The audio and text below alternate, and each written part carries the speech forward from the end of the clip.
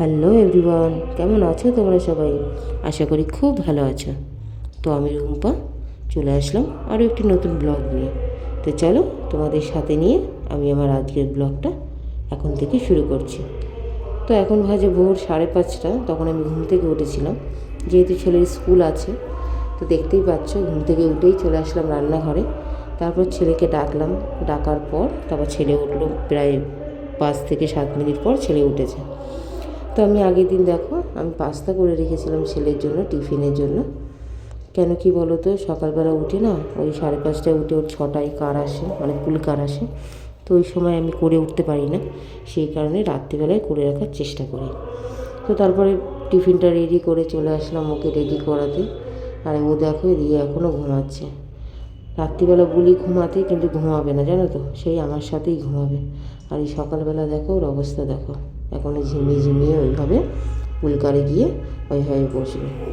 তো ওইভাবেই ও বসে আছে। তো আমি ওইভাবেই ওকে রেডি করাচ্ছি।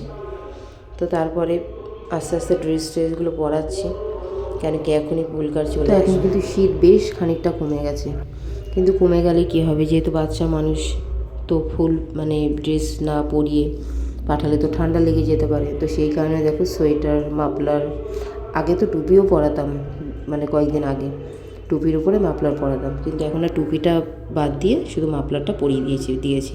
তো মাফলার একদম পরতে চায় না। তো তারপরে দেখো জোর করে পরিয়ে দেওয়ার পর টিফিনটা গুছিয়ে দিচ্ছি। এই যে ব্যাগে মানে চামচ দেবো, তো চামচ ব্যাগেই থাকে, তো সেগুলো আস্তে আস্তে বের করে নিয়ে আগে টিফিন গাড়িটা বের করে তো এই টিফিন গাড়িটা ঢুকিয়ে দিয়েছি। ওই জলের বোতল ঢুকালাম, তো এরপর টিফিন গাড়ি ঢোকাবো। তো তারপরে দেখো ও চলে আসে, একটু ঠাকুরের প্রে করে। তো এরপরে ও চলে গেছে, চলে যাওয়ার পরের মুহূর্ত এটা।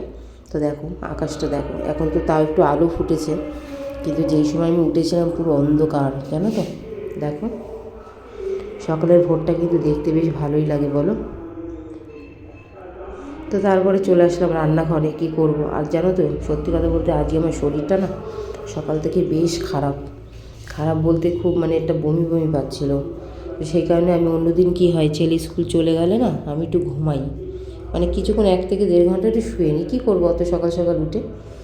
তো তারপরে কিন্তু আজকে কিন্তু আর সেটা করতে পারলাম না, যেহেতু এতটাই শরীর খারাপ লাগছিলো, আমার মনে হয় না যে আর বিছানায় গিয়ে শুয়ে পড়ি, মানে আমার ভালোই লাগছিল না।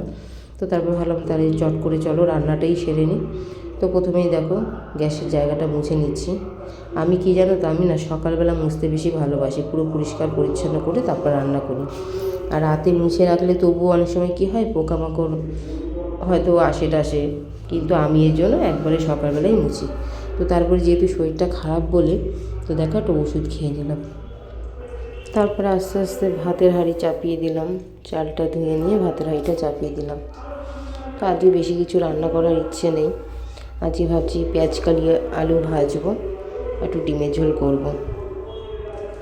তো দেখো একদিকে ভাত চাপিয়ে দিয়েছি, আর একদিকে অল্প করে আমার জন্য একটু চা বানাচ্ছি, কেন আমি দুধ চা খুব একটা খাই না। আর ওর বাবাও মানে চা একদমই খায় না, শুধু খাওয়ার মধ্যে শুধু আমি। তাই ছোট্ট একটা বাটিতে আমার জন্য অল্প করে চা বানিয়ে নিলাম। তো এরপরে দেখো পেঁয়াজ কলি দিয়ে আলু দিয়ে ভাজবো বলে ওগুলো আস্তে আস্তে করে কেটে নিচ্ছি।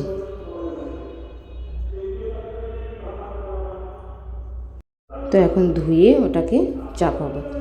আর এদিকে দেখো ভাত হয়ে গেছে, ভাতটা অনেক আগেই বসিয়েছিলাম, ভাত হয়ে গেছে। আর এদিকে ভালো করে দেখো আলু আলু আমি আলাদা কেটেছিলাম, আর পেঁয়াজকলি আলু আলাদা, কেন কি আলুতে অনেক সময় বালি থাকে, তো ওই কারণে মানে পেঁয়াজকলির সাথে যদি লেগে না যায়, তো সেই কারণে আলাদা করে মানে কেটে তারপর ধুয়ে নিয়েছি। তো তারপর যেহেতু ছেলেকে সকালে সেই পাস্তা দিয়েছিলাম, তো সেই পাস্তা একটুখানি ছিল, তো ওটা আলাদা মানে একটা বাটিতে রেখে তারপরে পেঁয়াজকলি দিয়ে আলু দিয়ে ভাজাটা বসিয়ে দিলাম। তো চলো ব্লগটা আর বেশি বড় করছি না। তো আমার ব্লগটা যদি ভালো লাগে অবশ্যই একটা কমেন্ট আর একটা সাবস্ক্রাইব করে দিও। আর যদি আরও বেশি ব্লগটা লং মানে তোমরা দেখতে চাও, তো আমাকে কমেন্ট করে অবশ্যই জানিও। তো চলো আজকের মতো এখানেই টাটা, দেখা হচ্ছে পরে কোনো ব্লগে।